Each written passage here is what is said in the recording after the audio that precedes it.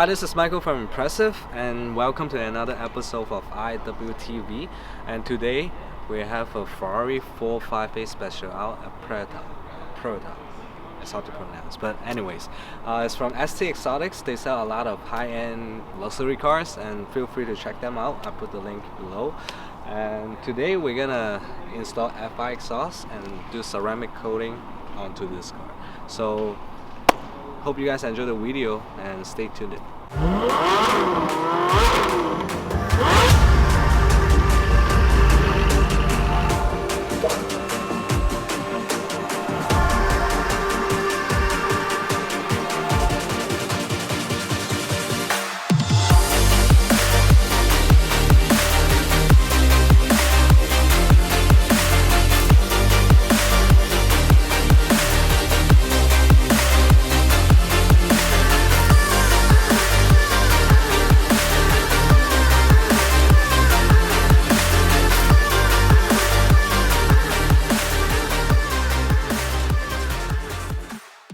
Alright, what's going on, you guys? Today we'll be installing FI exhaust on a 458 Speciale A.